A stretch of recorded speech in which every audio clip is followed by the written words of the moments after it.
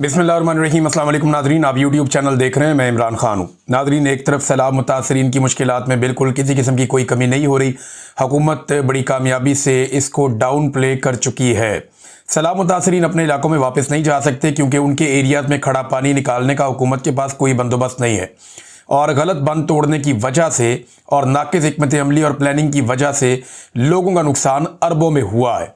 लोगों की तमाम जमा पूंजी ज़ाया हो गई। बहुत सारे लोग ये कहते रहे कि उनकी बच्चियों का जहेज़ तक तबाह हो गया, क्योंकि आगे बारिशों के बाद जो है वो शादियों का सीज़न है। और जब किसान फारिग हो जाता है अपनी कुछ फसलों से, ख़ास तौर पे चावल की फसलों से, तो उसके बाद वो बेटियों की शादियां करते हैं, तो बहुत सारी बच्चियों का जहेज़ भी तबाह हो गया। ऐसी खौफनाक कहानियां हमारे सामने आ रही हैं। पानी से बार बार लाशें मिल रही हैं, लेकिन इसके बावजूद पाकिस्तान के हुक्मरानों की तवज्जो किसी और बात पे है। पाकिस्तान के आर्मी चीफ पाकिस्तान के वज़ीर आज़म को लेकर दौरा कर रहे हैं, और जो सिंध की हुकूमत है वो पीपल्स पार्टी के पास है, तो जरदारी खानदान जो है वो चाइना के दौरे पर है। शहबाज शरीफ साहब के दौरे रुक ही नहीं रहे। मरियम नवाज पंजाब वापस पहुंची जापान से होकर, और पंजाब में उन्होंने बजाय इसके कि लोगों के लिए आसानी का बायस बनती या लोगों की मुश्किलात में कमी पैदा करती, वो जहां जाती हैं वहां मुश्किलात बढ़ जाती हैं। इस पर बाद में बात करते हैं, लेकिन पाकिस्तान की सियासत अभी दोबारा इमरान खान साहब के गिर्द घूम रही है, और बहुत तेज़ी से घूम रही है। इमरान खान साहब ने अपने तर्ज अमल से यह साबित किया है कि मौजूदा आर्मी चीफ आसिम मुनीर वो इमरान खान साहब को काबू नहीं कर सकते। गो के उनके पास ओहदा बहुत बड़ा है, वो पाकिस्तान के आर्मी चीफ है, स्याह और सफ़ेद के मालिक बने हुए हैं। वो पाकिस्तान के वज़ीर आज़म को कंट्रोल करते हैं, पाकिस्तान के सदर को कंट्रोल करते हैं। यानी आसिम मुनीर साहब इस वक्त सदर पाकिस्तान को भी कंट्रोल करते हैं। आसिम मुनीर साहब इस वक्त पाकिस्तान के वज़ीर आज़म को भी कंट्रोल करते हैं। वो अपने वज़ीर दाखिला के ज़रिए से, जो उनके बड़े अजीज़ हैं मोहसिन नकवी, उनके ज़रिए से पूरी कैबिनेट को और मुल्क को कंट्रोल करते हैं। पीसीबी से लेकर नीचे तक तमाम इदारों को कंट्रोल करते हैं, लेकिन जेल में बैठे हुए एक कैदी को कंट्रोल नहीं कर सकते। इमरान खान वाहिद आदमी है जो आज़ाद है। हर वज़ीर आला आर्मी चीफ के कंट्रोल में है, वज़ीर आज़म कंट्रोल में है, सदर पाकिस्तान कंट्रोल में है, तमाम वज़रा कंट्रोल में है, तमाम इदारे कंट्रोल में है, पूरा का पूरा मीडिया कंट्रोल में है। मुल्क की ब्यूरोक्रेसी से लेके एक एक चीज़, पूरे मुल्क का हर नट बोल्ट आर्मी चीफ के कंट्रोल में है। लेकिन कोई कंट्रोल में नहीं है तो वो इमरान खान है। इमरान खान काबू नहीं आ रहा, और इमरान खान काबू नहीं आ रहा इसका एक सबूत जो है वो अभी दोबारा हमारे सामने आया। इमरान खान साहब से तहकीकात के लिए जो टीम पहुंची सरकारी, उन्होंने इमरान खान साहब से कुछ सवाल जवाब किए। अब उनका जो इमरान खान साहब ने क्लास ली है उनकी, उससे अंदाज़ा होता है कि ये शख्स कितने मजबूत आसाब का मालिक है। और फिलहाल ये ना तो आर्मी चीफ से डरता है, ना ये अपने मुखालिफिन से डरता है, ना इसे मौत का डर है। इमरान खान साहब से अडयाला जेल में NCCIA की तफ्तीशी टीम ने सोशल मीडिया अकाउंट के बारे में सवालात किए। अब वो ये कहते हैं कि इमरान खान साहब के सोशल मीडिया अकाउंट के ऊपर जो चलता है वो मुल्क से और रियासत से दुश्मनी है। हालांकि इमरान खान साहब ने उसमें ऐसा कुछ नहीं कहा, वो तो अपना जमहूरी हक इस्तेमाल करते हैं। क्या किसी मिलिट्री जर्नल पे ये तनकीद करना कि वो सियासत में हिस्सा ले रहा है, ये गैर आईनी है? ये काम तो नवाज शरीफ ने भी किया है, मरियम नवाज ने भी किया है, ये काम तो जुल्फ़िकार अली भुट्टो ने भी किया, और तारीख में सब करते रहे। बेनज़ीर भुट्टो ने भी किया है, आसिफ अली जरदारी ने भी किया है, मौलाना फजलुर रहमान ने भी किया है। तो अगर ये काम गैर कानूनी गैर आईनी है तो ये इमरान खान अकेले ने तो नहीं किया, ये तो सब करते हैं। और फौज हर मरतबा ये एतराफ़ जुर्म भी करती है कि हमने सियासत में मुदाखलत की, लेकिन अब हम नहीं करेंगे। फौज का हमेशा से एक जुमला रहा है कि हमने सियासत में बहुत मुदाखलत की जो गलत थी, लेकिन अब हम नहीं कर रहे। और थोड़े अरसे के बाद कहते हैं नहीं वो हम कर रहे थे, झूठ बोल रहे थे, अब नहीं कर रहे। फिर थोड़े अरसे के बाद कहते हैं नहीं अब हम नहीं कर रहे, पहले हम झूठ बोल रहे थे। तो फौज खुद हमेशा एतराफ़ जुर्म कर लेती है। यानी मुशर्रफ दौर में भी यही कहानियां थी, राइल शरीफ के दौर में भी यही कहानियां थी, फिर उसके बाद जो है वो जनरल कियानी के दौर में भी यही कहानियां थी, जनरल बाजवा के दौर में भी यही कहानियां थी, अब जनरल आसिम मुनीर के दौर में भी यही कहानियां। तो फौज ने हर दौर में सियासत में मुदाखलत की है, लेकिन जिस वक्त की है उस वक्त नहीं माना, बाद में माना। ये भी मान लेंगे, एक दिन आएगा। तो इमरान खान साहब कहते हैं जनाब सोशल मीडिया के अकाउंट के बारे में उन्होंने सवालात किए। इमरान खान साहब जवाबात के अंदर काफी गुस्से में आ गए और बड़े सख्त उन्होंने जवाबात दिए। इमरान खान साहब से ना खास तौर पे पूछा गया जबरान इलियास साहब के बारे में। जबरान इलियास जो है ना वो पाकिस्तान तहरीक इंसाफ के सोशल मीडिया के अंदर एक बड़ी बुनियादी आवाज है, और ये बड़ा तगड़ा नौजवान है। मैं इन्हें कोई ज्यादा नहीं जानता था, मेरा इनसे रब्ता हुआ यानी कुछ अर्सा पहले। जब मैंने इनसे बातचीत की तो ये नहायत पढ़ा लिखा इंसान है और बड़ा मुहिब्बे वतन आदमी है। यानी जबरान इलियास के साथ जब आप बात करते हैं तो आपको पता चलता है कि एक पाकिस्तानी को कैसा होना चाहिए। वो बेहतरीन आदमी है, वो जो भी बात करता है वो पाकिस्तान को सामने रख के करता है। मैंने ये जर्नैलों को बातचीत करते हुए देखा, मैंने ब्यूरोक्रेट्स को बातचीत करते हुए देखा, मैंने जजेस को बातचीत करते हुए देखा, मैंने सियासतदानों को बातचीत करते हुए देखा, सहाफियों को बातचीत करते हुए देखा, कारोबारी हजरात को बातचीत करते हुए देखा, तो जब लोग मुश्किल में जाते हैं तो वो अपनी ज़ात के बारे में सोचते हैं। लेकिन मैंने जबरान इलियास साहब के बारे में एक बात मैं आपको बताऊं, पता नहीं वो कल को क्या बनेगा क्या नहीं बनेगा, इमरान खान साहब उनके बारे में क्या सोचते हैं, कल वो यही सोचेंगे या नहीं। लेकिन एक बात पे मैं कन्विंस हुआ कि इस आदमी को पाकिस्तान की फिक्र है और ये आदमी अपने उसूल पे खड़ा होकर पाकिस्तान के बारे में सोचता है। बहुत ही सीधा आदमी है और बहुत ही सादा आदमी है, कुछ ज़्यादा गुंजल उसमें है नहीं। बहरहाल उसके बारे में पूछा कि जनाब वो क्या वो चलाता है अकाउंट, तो इमरान खान साहब ने कहा नहीं। तो उन्होंने फिर दोबारा सवालात किए, उन्होंने कहा जी भाई क्या रा चला रही है, मोसाद चला रही है, CIA चला रही है, कौन चला रहा है? तो इमरान खान साहब ने बड़े गुस्से में आकर जवाब दिया कि मोसाद से कौन राब्ते में है अच्छी तरह जानते हो, यानी तुम लोग जानते हो कि मोसाद से कौन राब्ते में है। देखिए मोसाद से तो वही राब्ते ना जो इस वक्त फ़लस्तीन के हक में पाकिस्तान में एहतजाज नहीं होने देता। मोसाद से राब्ते में तो वही होगा ना जो इसराइल के खिलाफ आप पाकिस्तान में एहतजाज करें तो वो डंडे मारता है, गिरफ्तार कर लेता है, जेलों में डाल देता है। वही हो सकता है ना मोसाद के साथ राब्ते में। कोई ऐसा बंदा तो नहीं हो सकता जो एहतजाज की इजाज़त दे, एहतजाज के लिए बाहर निकले। तो ये इमरान खान साहब ने उन्हें कहा तुम अच्छी तरह जानते हो जबरान इलियास तुम सबसे ज़्यादा मुहिब्बे वतन, वही बात इमरान खान साहब ने की। वो वाकई मुहिब्बे वतन आदमी है। उन्होंने कहा जी जबरान इलियास तुम सबसे ज़्यादा मुहिब्बे वतन है और अकाउंट्स कौन ऑपरेट करता है या कैसे होते हैं मैं ये नहीं बताऊंगा, वरना वो शख्स अगवा हो जाएगा। अच्छा, अब इसमें एक बात तो आप ज़हन में रखें, अगवा हो जाएगा तो इसका मतलब है इमरान खान साहब पाकिस्तान के अंदर इशारा कर रहे हैं कि अकाउंट कौन ऑपरेट करता है और कहां से होता है। अगर मैंने ये बताया तो वो शख्स अगवा हो जाएगा। तो क्या इमरान खान साहब ये कह रहे हैं कि उनका अकाउंट पाकिस्तान से ऑपरेट हो रहा है? पाकिस्तान के बाहर अगवा करना तो बहुत मुश्किल है, यानी पाकिस्तान के बाहर अगवा करना कुछ ममालिक में तो मुमकिन है, लेकिन अगर ये शख्स किसी मगरबी मुल्क में है तो फिर अगवा करना बहुत मुश्किल है। तो इमरान खान साहब ने एक तो खबर दी है थोड़ी बहुत, अगर ये बात इसी तरह है तो इमरान खान साहब ने यह कहा कि वो अगवा हो जाएगा और अगवा का जो सिलसिला है वो तो पाकिस्तान के अंदर हो रहा है। दूसरा, इसमें इमरान खान साहब का एक और पैगाम है, उन्होंने कैटेगरी के लिए नहीं बताता, जो करना कर लो। ये है इमरान खान, यानी उसने ये नहीं कहा मुझे नहीं पता कौन करता है। नॉर्मली जो आप कैदी पकड़ते हैं ना उसको जब आप तफ्तीश करते हैं तो वो कहते हैं जी मैं नहीं जानता कौन चला रहा है, वो कहते हैं जी मैं कुछ कह नहीं सकता इसके बारे में। इमरान खान ने कहा नहीं पता है कौन चला रहा है, मैं जानता हूं कौन चला रहा है लेकिन बताऊंगा नहीं, जो करना कर लो। और बताऊंगा इसलिए नहीं कि मैंने बता दिया तो वो बंदा अगवा हो जाएगा।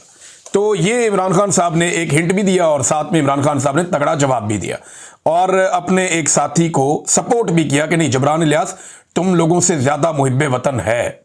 अब इमरान खान साहब की हदायत के ऊपर जो उन्होंने कहा था कि अफगानिस्तान के साथ बातचीत की जाए, ये इमरान खान साहब को बड़ी इसकी फिक्र है, क्योंकि वो जानते हैं कि कबायली इलाकों में, बलूचिस्तान में, खैबर पख्तूनख्वा के एरियाज में अमन तब तक नहीं आ सकता जब तक कि आप अफगानिस्तान के साथ एक वर्किंग रिलेशन ना बनाएं।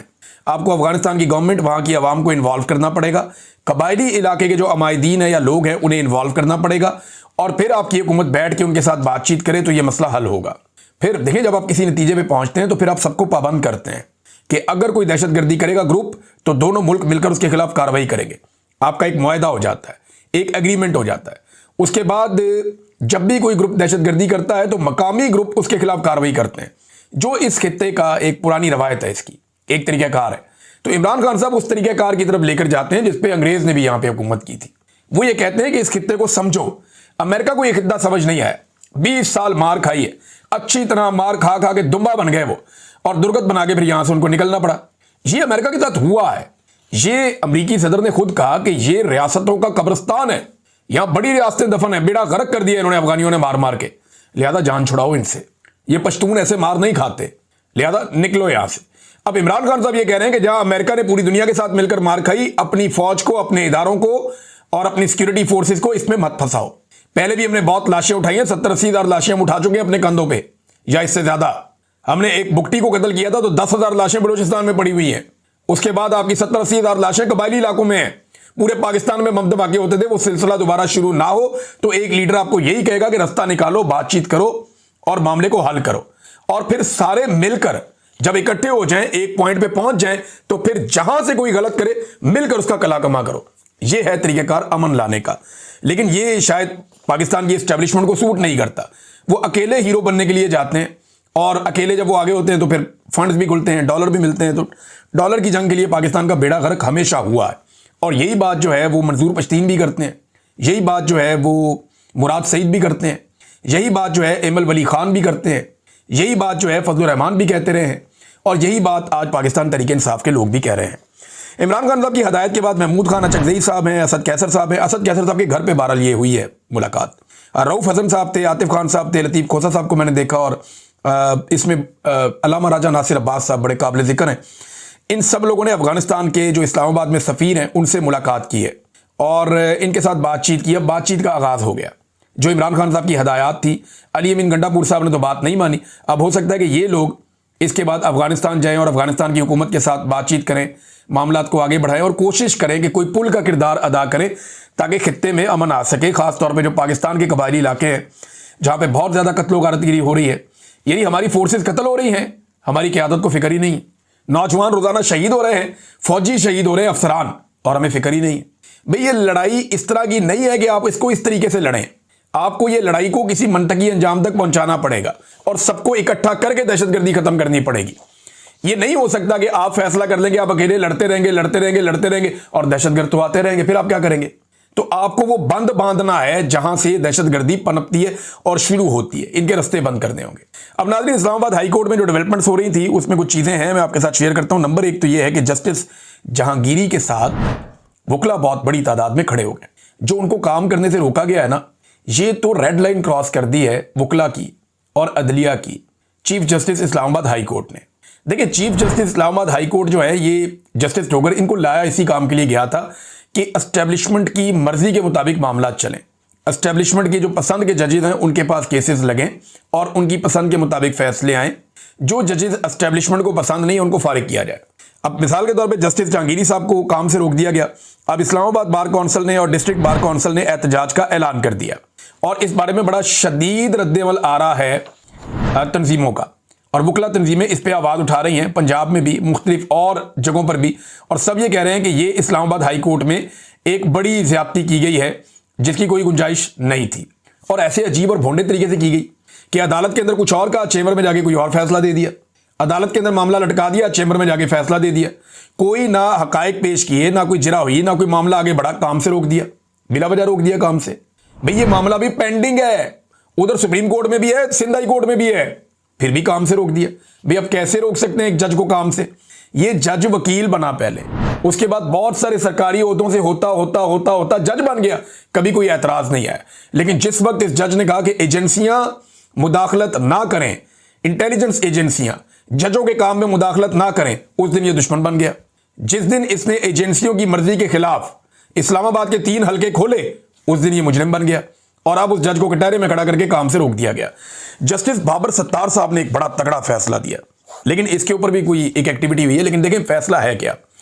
ये ना 2 नंबर तरीके से इन्होंने एक रिटायर्ड जर्नैल को चेयरमैन पीटीए बनाया था। अच्छा, ये जो जर्नैल है इनको चेयरमैन पीटीए जब बनाया था, उसके लिए इन्होंने सारा तरीकाकार ही बदल दिया था, तालीमी काबिलियत भी बदल दी थी, जो दूसरे उम्मीदवार थे इस ओहदे के लिए उन सबको बिठा दिया था। ये दबा दबू देते हैं ना, बैठ जाओ भी, उन्होंने कहा जी हम इंटरेस्टेड नहीं है इसमें, बाद में भाग गए वो। फिर इनको बिठाने के लिए कानून भी बदल दिया गया, चीज़ें बदल दी गई। तो रातों रात कार्रवाइयां डाल के, क्योंकि इस जर्नैल को बनाना ही बनाना था, तो लाके इस रिटायर्ड जर्नैल को बना दिया। अब जनाब ये जो साबिक मेजर जनरल हैं, इनको जब इस ओहदे के ऊपर बिठा दिया गया तो ये मामला गया हुआ था हाई कोर्ट में, तो हाई कोर्ट ने इनको फारिग कर दिया। जस्टिस बाबर सत्तार ने ताकतवरों की मंशा के खिलाफ एक बहुत बड़ा फैसला दिया है। अब ये फैसला तो टिकता नहीं है, लेकिन फैसला तो उन्होंने बिल्कुल मेरिट के ऊपर दिया है। ये टिकता तो नहीं फैसला, क्योंकि उसकी वजह यह है कि रात को यानी 3 बजे अदालत खत्म हो जाती है, तो 7-8 बजे पता चलता है कि जनाब वो अपील लग गई है। अब ये अपील लगेगी और फौरी तौर पे देखना एक डबल बेंच बन जाएगा और वो कहेगा जी फैसला हम मुअत्तल करते हैं, और ये जो मेजर जनरल साहब है ये अपना काम जारी रखें। ये इस वक्त अदलिया की और जजों की औकात रह गई है। अगर कोई जज इंसाफ देने की हिम्मत करे तो बाकी जजेस उसको रोकने के लिए पहले से तैयार बैठे हैं। सुप्रीम कोर्ट ऑफ पाकिस्तान में जो जज चीफ जस्टिस बनना था उसको हटा के अपनी मर्जी का बंदा लगाया गया। इस्लामाबाद हाई कोर्ट में जिस जज ने चीफ जस्टिस बनना था उसको हटाकर दूसरी जगह से अपनी पसंद का बंदा लाके उसको चीफ जस्टिस लगाया गया। इसी तरह लाहौर हाई कोर्ट में नीचे से उठा के अपनी पसंद की खातून को, जो पीएमएलएन के बहुत पुरानी इनकी फैमिली वर्कर है, उन्हें लाकर लाहौर हाई कोर्ट का जज बनाया गया। तो नाजरीन, जब ये सारी चीजें हो रही है ना, तो अदलिया एक्चुअली कंट्रोल कर दी गई है। वकला की जिम्मेदारी है, अगर वकला इसे कंट्रोल करेंगे और इसके खिलाफ एहतजाज करेंगे और मामला को ठीक करेंगे तभी मामला ठीक होगा, वरना ये आप इनसे कोई बात ना रखें। नाजरीन, आज़ाद कश्मीर में जो अवामी एक्शन कमेटी है वो एस्टेब्लिशमेंट के लिए एक दर्द सर बन गई है। अब इसको एक मनफी अंदाज में देखा जाता है कि ये बड़े मुश्किल लोग हैं। देखिए, पहले इनकी तादाद कोई बहुत ज़्यादा नहीं होती थी, मगर जब रिजीम चेंज ऑपरेशन किया गया तो नौजवानों में मायूसी पैदा हुई। और जब एक पॉलिटिकल पार्टी को दीवार के साथ लगा दिया गया, एक हुकूमत को गिरा दिया गया और एस्टेब्लिशमेंट ने अपनी मर्जी के बंदे लाकर बैठा दिए हुकूमत में, चूं चूं का मुरब्बा इकट्ठा करके, तो लोग इतने मायूस हुए कि सब के सब अवामी एक्शन कमेटी का हिस्सा बन गए। अब अवामी एक्शन कमेटी बहुत ताकतवर हो गई है, नौजवानों की बहुत बड़ी तादाद इसके साथ जुड़ गई है। ये रियासत के गले पर अंगूठा रख के अपने मुतालबात पूरे करवा लेते हैं। देखिए, आज़ाद कश्मीर में बिजली सस्ती है, पाकिस्तान में महंगी है। वहां आटे में सब्सिडी है, पाकिस्तान में नहीं है। वो अपनी तमाम सहूलियात लेते हैं, अपने तमाम मुतालबात पूरे करवाते हैं, अपने बंदे भी छुड़वा लेते हैं अगर उनके साथ जुल्म या ज्यादती की जाए तो अब उनके खिलाफ एस्टेब्लिशमेंट ने एक बड़ा अलायंस और अपना एक ग्रुप लॉन्च किया है, जिसमें ये आपको बंदे नजर आ रहे हैं। अब ये वो सारे लोग हैं जो एस्टेब्लिशमेंट के, इनमें नून लीग भी है, पीपल्स पार्टी भी है, पीटीआई के जो लोग तोड़े गए थे वो भी हैं, इसके अंदर जो है वो साबिक वजीर आजम एक है वो भी है। तो इसमें सारे बंदे इकट्ठे करके उन्होंने अपना एक ग्रुप लॉन्च कर दिया है कि ये अब मुकाबला करेगी अवामी एक्शन कमेटी का। लेकिन देखिए, अवामी एक्शन कमेटी के साथ तो अवाम है, इनके साथ अवाम नहीं है, ये सिर्फ हवा के अंदर है। तो यही काम पीडीएम के साथ भी हुआ। पीडीएम की जमातों के साथ अवाम नहीं है, लेकिन फौज है, एस्टेब्लिशमेंट है। इसी तरह ये जो अवामी एक्शन कमेटी है उनके साथ अवाम है, और उनके मुखालिफ जो ग्रुप तैयार किया जा रहा है उसके साथ भी एस्टेब्लिशमेंट है और फौज है। लेकिन मुझे नहीं लगता पब्लिक में कोई इंपैक्ट आएगा, क्योंकि इन लोगों ने बाकी सूबों के बरक्स अपना हक बड़े जोरदार तरीके से लिया है और 29 सितंबर को इन्होंने एक एहतजाज का ऐलान किया हुआ है, जबकि 21 सितंबर से ये जो अब एस्टेब्लिशमेंट ने एक ग्रुप खड़ा किया है, ये मुसल्लह अफवाज से यकजहती के लिए मुहिम शुरू करेंगे और आज़ाद कश्मीर की सियासी क़यादत के नाम से इसको जनाब शामिल कर दिया गया और ये एक नया खेल शुरू हो गया है। नाज़रीन, वो बड़ा मसला हल हो गया जी। मसला ये हल हो गया कि जो पाकिस्तान की टीम बाइकआउट करने जा रही थी कि जनाब हम नहीं खेलते मैच क्योंकि हमसे हाथ नहीं मिलाया गया, और वो मैच रेफरी जो है वो ठीक बंदा नहीं है, आईसीसी ने जो है वो मैच रेफरी तब्दील कर दिया है, लिहाजा अब कोई बहाना नहीं है, अब आपको खेल खेलना पड़ेगा और खेल कर जीतना पड़ेगा। मोहसिन नकवी ने जो है ये कोशिश की थी कि खेल से ही निकल जाएं, दौड़ जाएं, दोबारा इंडिया के साथ खेलना ही ना पड़े, शर्मिंदगी का सामना ही ना करना पड़े, लेकिन खेलना तो पड़ेगा। जो क्रिकेट का मोहसिन नकवी ने बेड़ा गर्क किया अपने तासुब से, मैं और ज्यादा नहीं बोलना चाहता, मैं कोई ऐसी बात नहीं करना चाहता, लेकिन मोहसिन नकवी के तासुब ने क्रिकेट का बेड़ा गर्क किया है। जो लोग मेरी बात समझ रहे हैं उन्हें आइडिया हो गया है जो उसने किया है क्रिकेट के साथ। अपनी पसंद के बंदे ले आया जी, ये बंदा उस ग्रुप का है, ये उधर से आया, ये उसको पसंद है, वो मेरे आगे नहीं झुकता, वो मेरे बूट पॉलिश नहीं करता, वो जनाब आर्मी चीफ के बूट पॉलिश नहीं करता, वो नीचे क्यों नहीं झुकता। इस बुनियाद के ऊपर इन्होंने अपने बंदे पसंद किए और बंदे लाकर इन्होंने टीम अपनी भर ली। अब टीम का हो गया नाज़रीन वहां पे बेड़ा गर्क, टीम के पल्ले कख नहीं है, अनफिट किस्म के खिलाड़ी हैं, वो खेल ही नहीं पा रहे, उनका कॉन्फिडेंस ही नहीं है। दूसरा, खिलाड़ियों को इतना डरा कर रखा हुआ है जैसे स्कूल के बच्चे होते हैं, उनका ज़हन ही नहीं खुलने दे रहे। तो ये मोहसिन नकवी ने उनके साथ किया है और अब दोबारा ये टीम खेलेगी। अल्लाह करे कोई दाव लग जाए। 2-4 प्लेयर टीम में ऐसे हैं जो बड़े दिमाग के साथ खेल सकते हैं, जिनकी कैपेसिटी है, जो पुराने खेलते आ रहे हैं, वो अगर कहीं पे क्लिक हो गए तो वो मैच जितवा भी सकते हैं। लेकिन अगर आप फेयर गेम की बात करें तो इंडिया जो है वो बहुत आगे है, वो बहुत आगे है इस टीम से। ये टीम इंडिया के सामने बिल्कुल एक मामूली टीम है और अगर यानी इंडिया अपनी वो जिस तरह की उसकी फॉर्म है वो लगी रही तो पाकिस्तान नहीं जीत पाएगा। पाकिस्तान को जीतने के लिए एक अपसेट करना होगा। पाकिस्तान कर पाएगा या नहीं, देखें क्या होता है। बहरहाल मोहसिन नकवी साहब के जो घर के बिल हैं वो पीसीबी अदा कर रहा है एक रिपोर्ट के मुताबिक। ये मेरे सामने रिपोर्ट पड़ी हुई है और रिपोर्ट ये बता रही है जनाब के मोहसिन नकवी जो चेयरमैन पीसीबी हैं, उनके जो घर के बिल हैं वो जनाब अदा किए गए हैं पीसीबी की जानिब से। ये मोहम्मद उमैर साहब ने खबर दी हुई है। पब्लिक न्यूज़ के मुताबिक ऑडिट रिपोर्ट में कहा गया कि चेयरमैन पीसीबी की लाहौर रिहाइशगाह के यूटिलिटी बिल्स की अदायगी के लिए 24,50,000 रुपए कौमी खजाने से अदा किए गए। उनकी गाड़ी के ईंधन के लिए लगभग 5.5 लाख रुपए से ज्यादा अदा किए गए। उनकी रिहाइशगाह के लिए कौमी खजाने से 11 लाख, यानी उनकी रिहाइश के लिए जो इनकी होटल के अंदर ठहरे, लगभग 11.5 लाख रुपए वहां पे अदा किए गए। मस्जिद लगी हुई है जनाब, पूछने वाली कोई नहीं है। यहां लोगों ने कितना फायदा उठाया देखें आप। नाज़रीन, 2 खबरें और हैं। एक तो यह है कि मरियम नवाज साहबा जहां पे भी जाती हैं उसके बाद सहाफ़ी जब भी वहां इंटरव्यू करते हैं तो एक चीज कॉमन है, लोग ये कहते हैं कि इनके आने से हमारी तकलीफ कम नहीं हुई, ज्यादा हुई है। ये सलाम मुतासरीन कहते हैं। वजह यह है कि पुलिस सारा दिन लोगों को मारती है, मुख्तलिफ जगहों पर बंद कर देती है, मुतासरीन को सामने नहीं आने देती, जो कोई अपनी बात बताना चाहता है उसको दूर धकेल देते हैं, लोगों को टॉर्चर करते हैं, और अगर कैंपों में कहीं पे उन्हें खाना वाना मिल रहा होता है तो वो भी रोक देते हैं, और जो आमदरफ्त है उस शहर की बंद हो जाती है, जिसकी वजह से मुतासरीन को ना खाना मिल सकता है, ना पानी, बाकी चीज़ें सारी उनकी बंद कर देते हैं। तो मुतासरीन बहुत परेशान है। बल्कि वो ये कहते हैं कि मरियम नवाज ना ही आए तो अच्छा है, कम से कम फलाई तंजीमें और जो यहाँ के लोग हैं वो हमारी मदद तो कर रहे हैं। लेकिन जैसे ही ये टिकटॉकर और बाकी सारे लोग वहाँ पहुँचते हैं, तो बेचारे मुतासरीन का हाल बुरा हो जाता है, वो बेचारे इंतज़ार करते रहते हैं। और ये बहुत सारे इंटरव्यूज़ हैं, ये सोशल मीडिया पे मौजूद हैं, आप जाकर सुन सकते हैं, सारा दिन ये रिपोर्ट होता रहता है। नाज़रीन, इसराइल ने गज़ा पे एक बहुत बड़ा हमला शुरू कर दिया है और अब ज़मीनी हमला भी हो गया है। ज़मीन से, फ़िज़ा से और समंदर से ये एक शदीद तरीन हमला है और बहुत बड़ी तादाद में फ़लस्तीनी हिजरत करने पर मजबूर हैं। लेकिन देखें, गज़ा के मामले में कौन जाएगा? यहाँ कतर के ऊपर एक अटैक हुआ, सारे मुल्क इकट्ठे हो गए, अरब ममालिक भी आ गए, पाकिस्तान भी चला गया, दीगर मुल्क भी आ गए, एक इत्तेहाद बन गया, बड़ा सख्त स्टेटमेंट आ गया। अमेरिका ने अफसोस का इजहार कर दिया, मजम्मत तो नहीं ऐसी देखी मैंने। यूरोप जो है वो साथ खड़ा हो गया। लेकिन फ़लस्तीन के ऊपर हर दूसरे दिन एक बहुत बड़ा अटैक लॉन्च होता है, लेकिन इस तरह की एफर्ट नहीं होती। कभी आपने देखी है? वजह ये नहीं है कि इनकी शक्लें एक दूसरे से अलग हैं या वो कोई सुपीरियर लोग हैं, वो भी अरबी बोलते हैं, वो भी अरबी बोलते हैं। मामला सिर्फ इतना है कि उनके पास पैसे हैं और वो गरीब हैं, बस इतनी सी बात है। कतर के लोग अमीर हैं, उनके पास बहुत पैसा है, वो दुनिया को पैसा दे सकते हैं, पैसा दिखा सकते हैं, चमक दिखा सकते हैं, सारे उनके साथ खड़े हो गए। गाज़ा के लोग बहुत गरीब हैं, उनके पास पैसा नहीं है, ज़मीन नहीं है, खुराक नहीं है, वो किसी को कुछ दे नहीं सकते, लिहाजा उनके साथ कोई भी ऐसे खड़ा नहीं होता।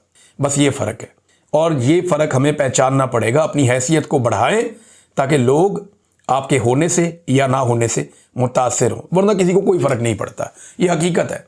अब तक के लिए इतने, अपना ख्याल रखिएगा, अपने इस चैनल का भी। अल्लाह हाफ़िज़।